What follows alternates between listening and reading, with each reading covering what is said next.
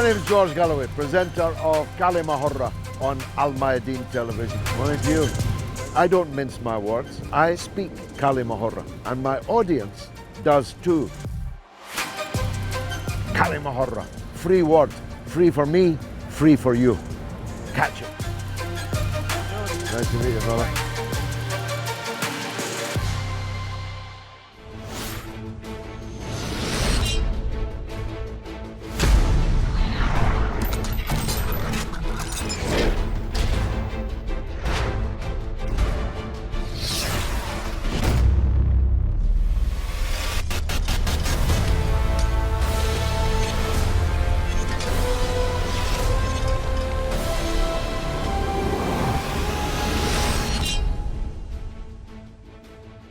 Welcome to Kalimahurra with me, George Galloway, coming to you from London for Almayadeen television, but talking about China, about Iran and Saudi Arabia. It was a double shift in the tectonic plates. First of all, the agreement itself to resume diplomatic relations, to reopen embassies, exchange ambassadors and invitations from Iran to the King of Saudi Arabia, from Saudi Arabia to the President of Iran to visit their respective capitals. This was big enough, pregnant with all kinds of consequences, both for themselves, Iran and Saudi Arabia, for minorities within each country, Shia people in the east of Saudi Arabia, the Sunni in Iran, pregnant with possibilities for the near neighbors, particularly in Yemen, war-torn, famine-stricken, disease-swept. An end, a permanent end to conflict there must now be in sight. But as far away as the Levant, the implications of this historic shift are potentially discernible. Once upon a time, such an agreement as this would have been made at Camp David, would have been made on the White House lawn, but this one was made in Beijing. All roads, it would appear, now lead to Beijing, at least if you're looking to end conflicts, solve problems, rather than start them or accentuate them. A steady stream of prime ministers and presidents have been headed for Beijing even since this historic agreement. So we're looking today at what it means for the Arabs, what it means for the Muslims, and what it means for the New World Order. A New World Order based on a Eurasian reality, where most of the wealth, most of the commodities that the world needs are, of course, located. Saudi Arabia joining the BRICS. Who would have seen that happening, especially alongside their once formidable foe in Iran? All kinds of changes are underway, and I am joined, as always, by a distinguished panel of experts. I'm merely the enthusiastic amateur. Let me introduce the first of those, Dr. Abdallah Homouda, member of the Royal Institute for International Affairs in London, Chatham House, a writer, a broadcaster, and above all, an Egyptian. Always a pleasure to see you, Dr. Abdallah. Thank you. Are you as optimistic as me at the implications of this shift? Absolutely. Tell me why. Absolutely. Because it supported an argument which I presented at Chatham House 15 years ago, at 2008, when American Professor Joseph Nye came to speak in promotion of his book, The American Century. And I told him... Whatever happened to the American century? Well, that was it. I told him that America is receding willy-nilly and has to adapt to a new order to be more comprehensive, more inclusive. And he told me that America takes that into consideration, but the American way. Obviously, China has been politics the Chinese way. And as it is called in the Western media, the reluctant superpower once. It is not as reluctant anymore, but feels that it is time to present itself and become more inclusive than the West and provide an alternative world order to which even the West and America are invited on a Chinese table. I spend a fair bit of time in Beijing.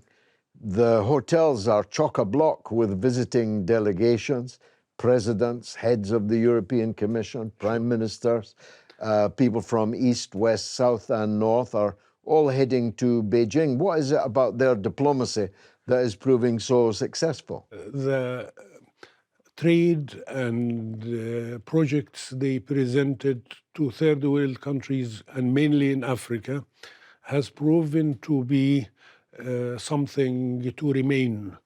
And they won the acceptance of the people of countries in which they worked.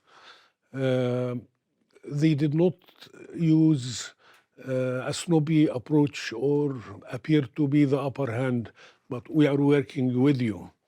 They even sent Chinese people to live there and intermarry and settle there, which was seen by some as some kind of invasion in disguise. But obviously there are so many Indians in the world and there are so many Chinese, Chinatown in many capitals, so why not Chinatown in an African country as well?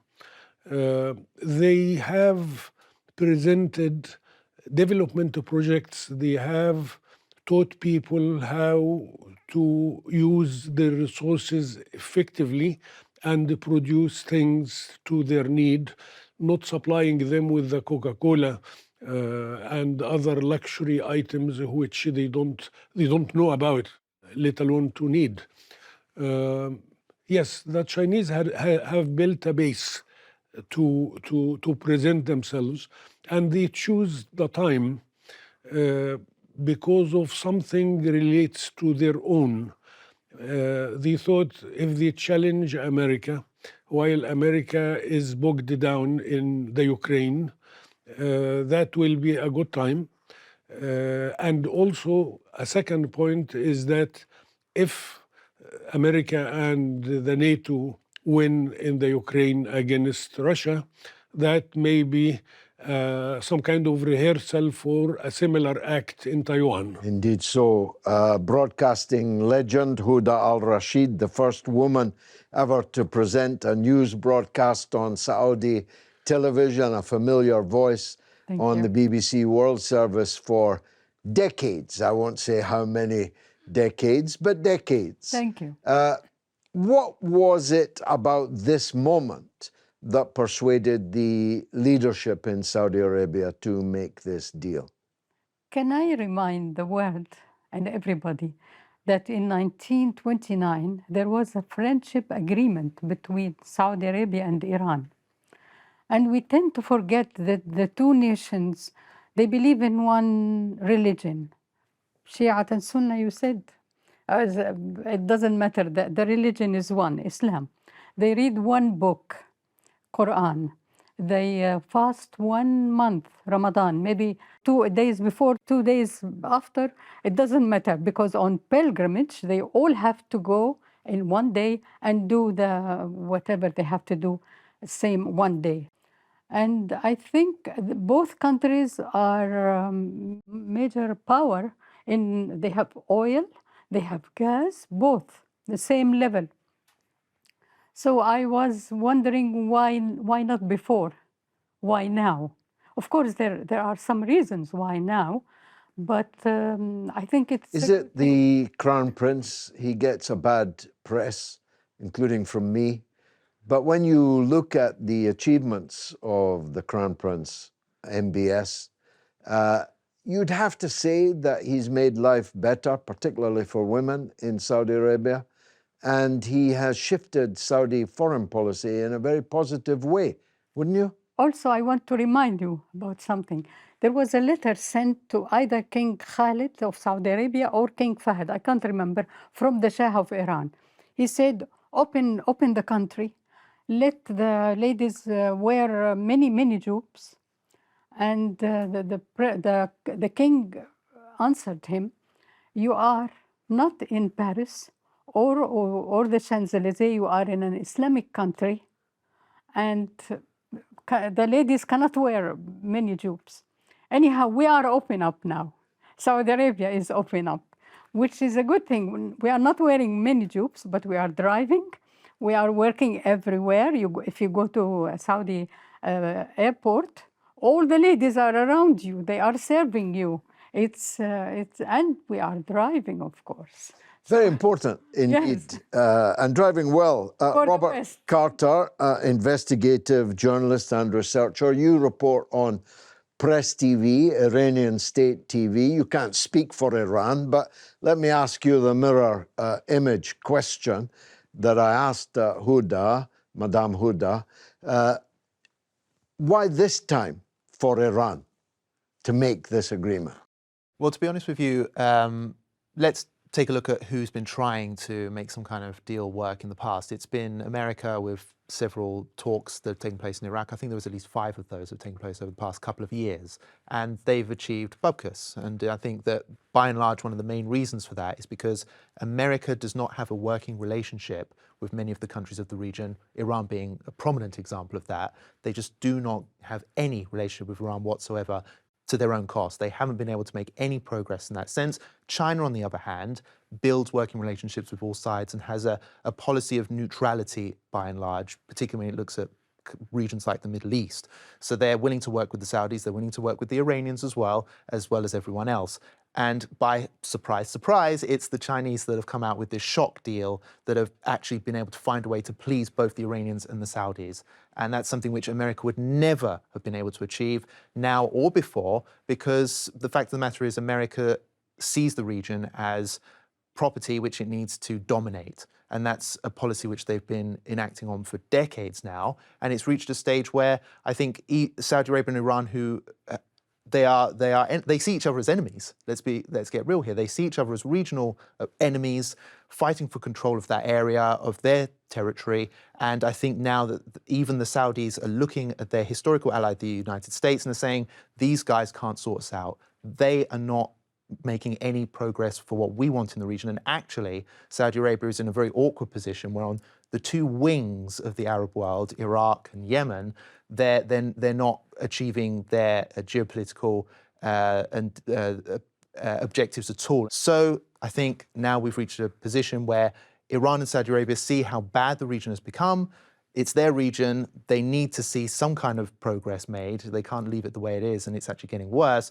So they've decided, well, if America's not going to fix it for us in the West, they're going to look east, and that's exactly what's happened. So I think the biggest losers here, without a doubt, is Washington and also Israel. Perhaps we'll talk about that in a bit. We will, for sure. Let's talk first, though, to Carl Jha, who is Chinese ethnically, but lives in Indonesia and is speaking to us from Japan. We certainly get around here on Kalimahora. Carl, welcome. Thank you. In the recent past even, China was concentrating on economic matters, on trade matters, albeit through its Belt and Road Initiative, through infrastructural investment in all kinds of countries and indeed continents. But it was very much a reluctant superpower when it came to big power politics. What has changed? What has propelled them into the front line of deal makers?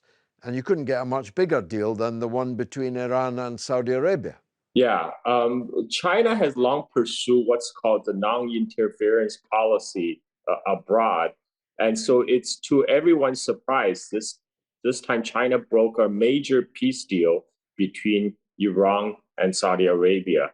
And this peace deal would have significant impact on the Middle East because, as we know, there has been a long-running conflict, and but by China inserting itself into the Middle East peace process, what I see is China is paving the way to play ever more important role in the Middle Eastern politics. Can we expect now China to be more prominent in other parts of Middle East political problems, other conflicts, other issues? I think China will be more present in the Middle Eastern politics more than ever before. Previously, China have adopted a rather low-profile diplomatic approach where it emphasized on bilateral relations, country-to-country relations. So China, for example, will have a conversation with Iran, but also have a conversation with Saudi Arabia. But much of the negotiation is kept under wraps. It's not disclosed to the public. By taking a very public stance, by acting as a broker of this peace deal, China is showing its willingness to get involved in the Middle East. That's something we haven't seen before. The deal brokered in Beijing between Tehran and Riyadh is obviously the high point of their political role as a frontline superpower in international relations. Do you think that this is the beginning of something important, that it will be followed by other Chinese interventions in other issues? Yes. What we have seen is China is pursuing a more assertive foreign policy. It's no longer the Deng Xiaoping era when China's motto is taking a low profile, biding your time, hiding your strength. I don't think China is hiding its strength anymore because China's strength is obvious for everyone to see. And now China will leverage its strength to play a more active role on the world stage, including acting as a peacemaker. I think this is very positive. Is this the beginning of the end for the United States as the superpower broker in the Middle East? If it's not the beginning of the end, is it at least past the end of the beginning? Yeah, I think what we see is a beginning of an end. It's a beginning of an end of U.S. hegemony in Middle East and also on global stage as a whole. But we shouldn't we shouldn't jump the gun to assume this is it. The U.S. hegemony is over. I think it's far from that. What we're seeing is in the very beginning stage of the declining U.S. influence on the world stage, but particularly in the Middle East. Some of the fruits of the agreement are already visible, albeit this time brokered by Russia. We now have a situation where Saudi Arabia is repairing its relations with Syria, and other Gulf countries are openly stating that it's time for Syria to return to its Arab family, as if it was Syria that left the Arab family rather than kicked out of the family home. I have to remind the listeners that United States is still want to be involved and play a role in the Middle Eastern politics. That is why at this very moment, United States military is carrying out activities in Syria, against Iran and its allies. The very reason that U.S. decided to pick a fight at this particular juncture is because they've seen their role has been eclipsed by China in the Middle East. So U.S. wanted to derail the peace process that had began between Iran and Saudi Arabia that was brokered by China.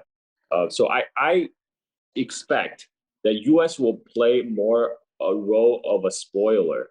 You will try to sabotage as much as it can the peace process that has begun. The U.S. policy in the Middle East has been to bludgeon Iran and reward Israel. Quite plainly, that has not worked, has neither broken Iran nor made Israel any more popular or accepted in the region, or able to subjugate even the people under its control any more easily. Do you think the US might now begin to wake up to the fact that its politics are just not working? Yeah, exactly. What you'll make it clear for the world at large to see that U.S. is never a factor for stability or peace. You know, whether in Middle East or elsewhere, and they are in fact a very destabilizing element. And you know, plus right now, U.S. is talking about supplying weapons to Azerbaijan in effort to counter Iran. This runs counter to the wish of the people in the region who want to see more peace and stability established. I think people are not being fooled by the rhetorics of the United States by claiming that they are the world leader and plan to play a role as a peace broker. That's obviously not true. And I'm heartened to see that China taking the leadership position to insert itself and to help to bring two very important states, Iran and Saudi Arabia, together. It's very encouraging beginning, and I hope to see more.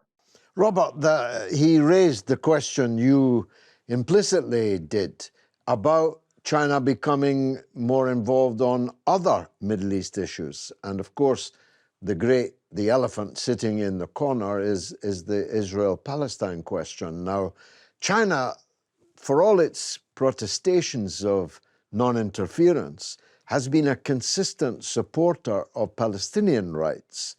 That must be an additional worry for Israel. The alliance between Iran and Saudi Arabia is bad enough, but that it was brokered by an explicitly pro-Palestinian power in China as opposed to the United States must be an additional concern for them. Yes, I think Israel's very worried about this, and I think that it's worried about it for a number of reasons. I think China doesn't see Israel in the same way that Israel is seen in the Western world. This kind of myth that's been created or based on Israeli propaganda that Israel always existed. Now they're even saying that the Palestinian people do not and have never existed, for example. I don't think China sees the situation quite like that. They see it more from a normal perspective, quite frankly, which is that the Palestinian people are an oppressed people and that Israel is a Western colonialist project in Arab and Muslim lands. So with that said, they're willing to look at it in a way which perhaps the Arabs would see as more favorable to them, and that of course will help them build relationships. But the fact of the matter is that I think Israel has looked at what's happened here, and they had a plan in place of normalization with the Arabs, and Netanyahu has admitted this on camera. His policy has always been to deal with the Palestinian issue later. Let's go and deal with the situation of building relations with the other Arab countries in the region, something which they're now making gains on. Under Trump they did as well. And now the situation has changed somewhat because they were hoping that Saudi Arabia might join on to this. Now all of a sudden they're making deals with Iran, with the Chinese. What's going to happen next? And I think that Israel, again, is very angry at the fact that they have a guy in Washington, President Sleepy Joe Biden, who doesn't seem to know what day of the week it is. He's talking to people that aren't there, shaking hands with his shadow or something, I don't know, falling off bicycles. And the fact of the matter is, that level of incompetence, the question around whether he's even competent enough to run a country like America is affecting his allies as well. Other countries are starting to look at Joe Biden and Washington in the same way that the local press is looking at it. This is a mess. This guy is perhaps one of the worst presidents that's ever run from the White House. And I think that now Israel is really panicking about what to do going forward. What is their plan going forward? Because it looks like they're actually starting to lose some ground now. Much more of this coming up after the break. Stay tuned.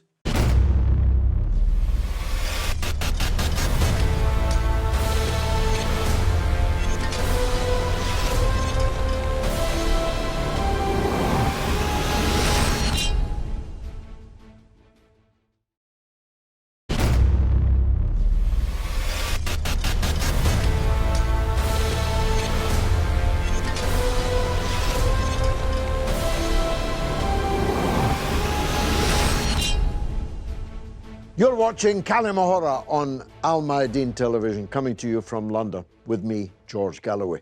But talking about the earth-shaking significance of the recent deal between Iran and Saudi Arabia, and just as importantly, where it was actually struck. Dr. Abdallah, let's take stock for a minute. It isn't just the Iran-Saudi deal. It's that both Iran and Saudi Arabia are applying to join the BRICS.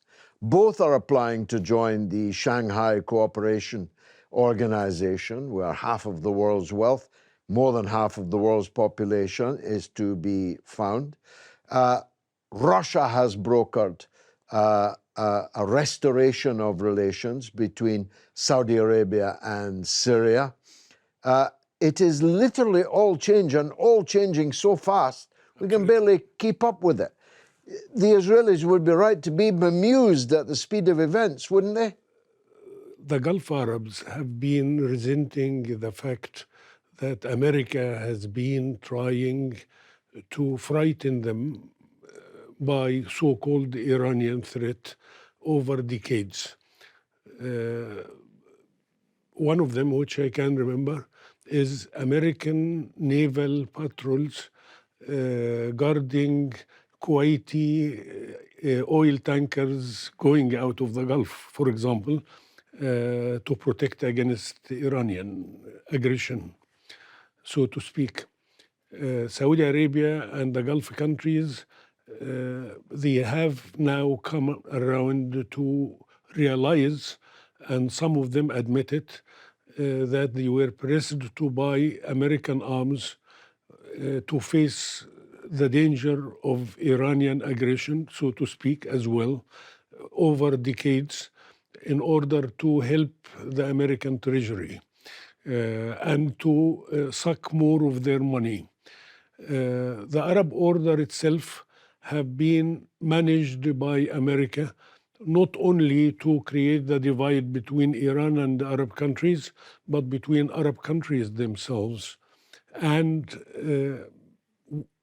within the minds and the hearts of many Arab leaders who may not like to admit it, they felt shackled into the American cart, so to speak.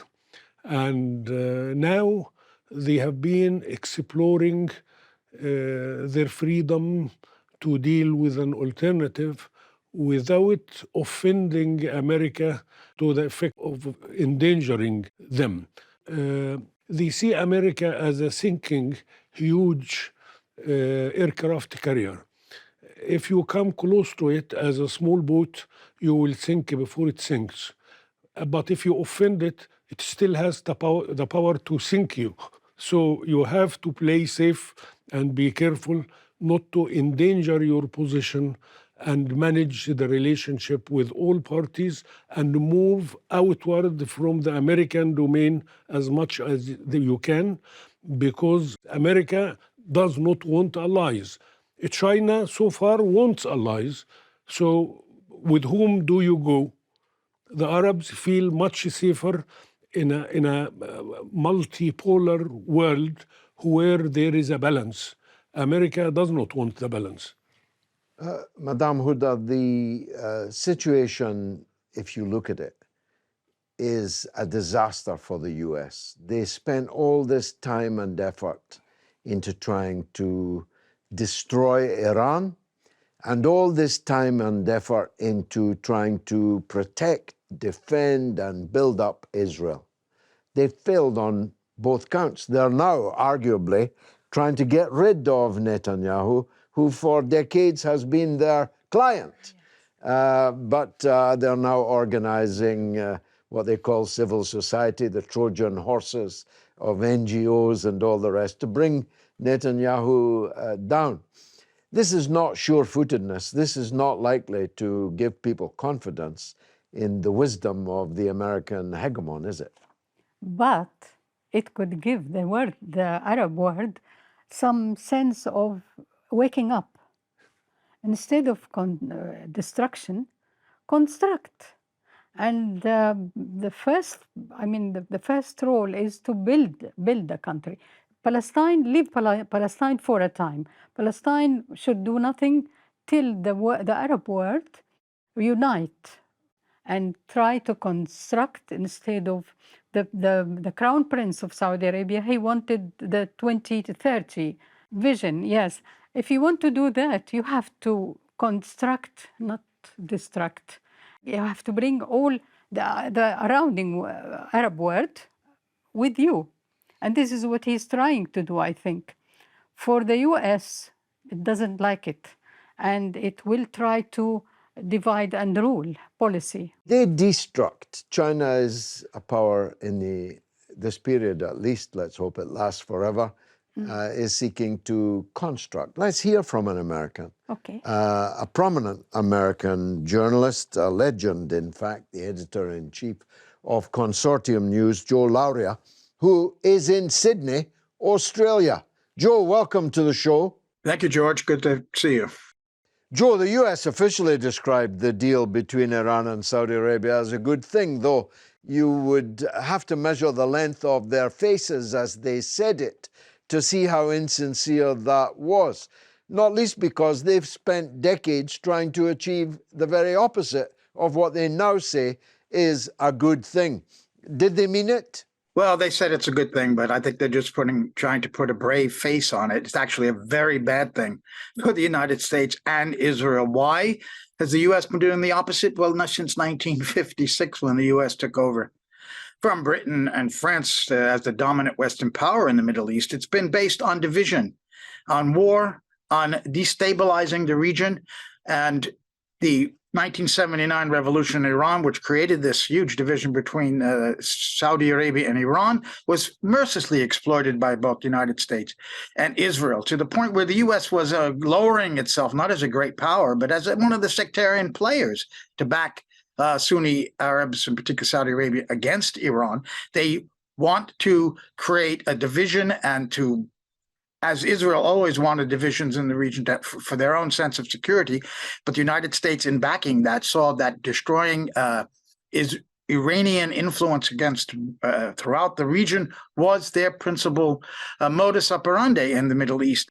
Some say that the deal could pave the way for more locally led diplomatic initiatives in the resolution of conflicts. What do you think? This incredibly strong, and I call it seismic deal that China has brokered, is in fact going to bring about possible resolutions of many of the most intractable and difficult troubles across the region, from Lebanon to Yemen to Syria, Iraq, and these are the really major problems throughout the Middle East that are based on troubles that were stirred up very much by, or at least promoted by, the United States and Israel. So the U.S. is being marginalized by this deal. The fact that China is involved is very, very significant. It is their rival, and China has not only just brought together Iran and Saudi Arabia to restore diplomatic relations, as some analysts are trying to say, that this is just a minor restoration of relations that were broken off only 6 years ago. China will remain engaged in this process. They've invited Iranian and Gulf Arab leaders to a summit later this year in Beijing. There has now been an invitation from Saudi Arabia to the president of Iran to visit. What remains is the United States occupation in the east of Syria, which is an extremely uncomfortable position for the United States right now. So overall, this is very bad news for the United States and their interests in that region, because China is bringing stability, development, and business. Is the U.S. definitely leaving the Middle East, do you think?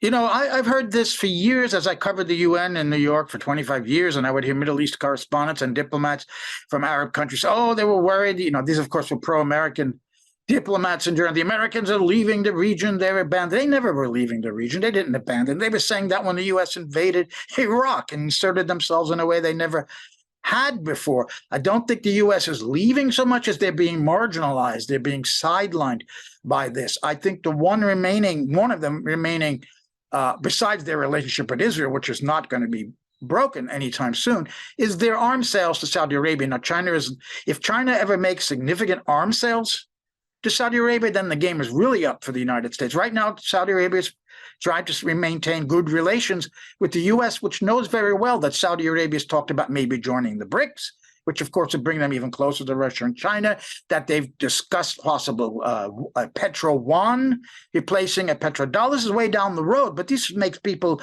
in the Beltway very nervous and maybe giving them sleepless nights when they hear that Saudi Arabia is cozying up to China and Russia, the two now mortal enemy powers of the United States. So the U.S. is going to try to stay engaged, but how can they push their violent interventions in the Middle East when the leaders on both sides of this divide are now are coming together, trying to resolve their differences in the name of Chinese and Russian diplomacy to bring about development and peace in the region? How can the U.S. now push the same old policies? It's going to be very, very difficult for them. So they're confused right now. They've got to reassess in the Pentagon, in the State Department, at the White House, what exactly the whole U.S. role in the Middle East will be as we see. The confrontational approach by the US towards Iran has now clearly failed. It lies in ruins.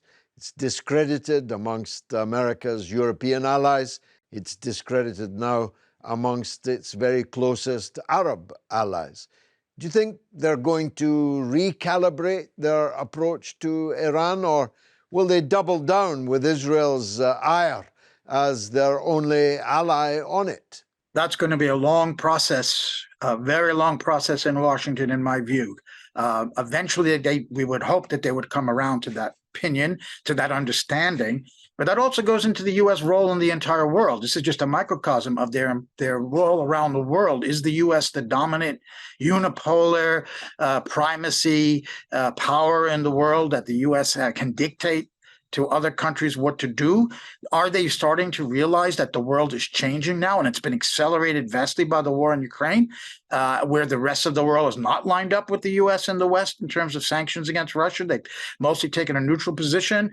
This is really worrying people in the halls of power in Washington. But you start to see some articles in Foreign Policy and some of these other more or less highbrow American foreign policy magazines that they're beginning to understand this, that this is not the same old world of U.S. primacy, and the Middle East is a big part of that, that the world is changing. The U.S. will eventually have to adjust to that.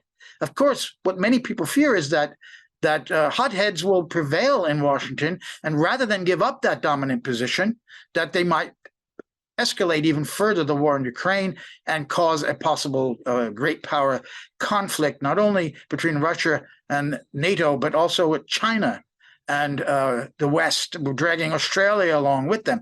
So these are very, very dramatic times, George, that we're living extremely. Given the nuclear weapons involved, maybe the most dramatic period in human history, because what's at stake here? So the U.S. eventually, we would hope, will readjust their position in the world as a member of the international community, not the member of the international community that bosses everyone else around. Robert, sketch for us the changes that may now happen on the ground. Nothing is guaranteed. Anything could disrupt. But if this process goes forward, what does it mean for the Arabs, at least from the Levant to the Gulf? Well, obviously, there's already moves being made regarding rebuilding ties with Syria, for example. So we could see Syria being welcomed back into the fold of the Arab world politically, and that's already beginning to happen. And again, other countries like Lebanon, Iraq, could they see a positive change as a result of positive talks taking place between the Saudis and the Iranians? Because normally the crux of the problems in those countries, political or military or whatever else, tends to get pinned, locally at least, on the Cold War situation between Iran and Saudi Arabia. But obviously, I think it's naive of us to assume that America is going to take this sitting down. The idea that China or Russia or anyone else is going to steamroll into the region and nudge the Americans out, the Israelis certainly won't like that. But hopefully in the short term and the long term, there will be some positive results of this, a move away from conflict towards dialogue, diplomacy, and resolution building. And Dr. Abdallah, what about the Palestinians? Can they see any light at the end of the tunnel as a result of this? In the short term, I think they will continue to suffer because of the right-wing government in Israel and the inability of Arab countries to do something effective to end their misery. Yes, it will be to the benefit of the Palestinians, but as Robert said, it will take time to materialize. America will not take it lying down. America still has influence, has its own people in key positions in the Middle East. In addition to those who are undercover all over the place, you don't know where the octopus reaches. So I expect some serious attempts to tear this agreement before it materializes. But I think it is in the interest of all Arab countries in the Middle East and probably countries in the margin, like Turkey as well. It is in their interest that this agreement succeeds in order to put an end to the American century. Yes, before it even really properly got started. Madame Huda, I mentioned earlier that Netanyahu seems to be in danger now of being overthrown. I believe it's not universally agreed that the Americans are behind this and that they are moving the middle-class Israelis on the streets. But whether I'm right or I'm wrong, there's instability in Israel now, and it's not clear how the chips will fall there in the end. But what about Saudi Arabia? If the Crown Prince is the man driving these changes, and it's difficult to conclude otherwise, might his position be in danger? Are there parts of the octopus that Dr. Abdallah talks about that might seek to stretch out their many limbs and topple him? We never know. Politics is unpredictable. But I think the Crown Prince is very careful to present himself as a person who has a vision. And I think the people, the Saudis, are behind him, especially the young ones. And these changes are not easy. So, what about the Iranian leadership? How secure are they in this? Is there unanimity in Iran about this peace deal? Well, I think that, the Iranians have actually, despite what you see in Western headlines and so on and so forth, over the past number of years, the Iranians have said the same thing.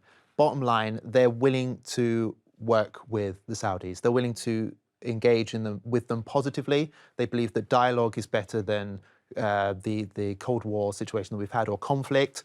And the Iranians have never actually advocated for total all-out war in the region. This is just something that you see in Western headlines. The Iranians, I've even heard Mohammad Javad Zarif, the former foreign minister, say this on numerous occasions, that we're ready to open dialogue with the Saudis again, but they need to come and meet us halfway, which until now they haven't been willing to do. So the fact of the matter is that I think the Iranians are happy with this position. They're very happy that it's coming from the East rather than the West, because they just do not trust the West at all, especially with the breakdown of the JCPOA Iran nuclear arrangement and the backstabbing behavior of the US in that regard. So I think trust is completely broken down there.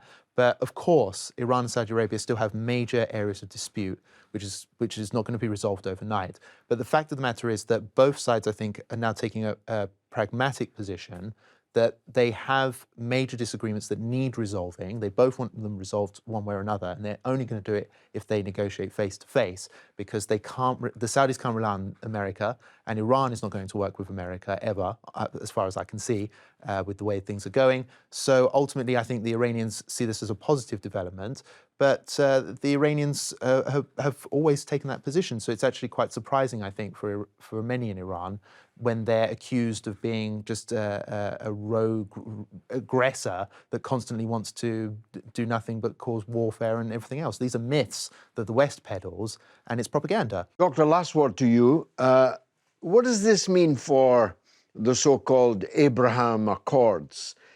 It's a little bit embarrassing now. They made them with Trump. They made them with Trump's son-in-law.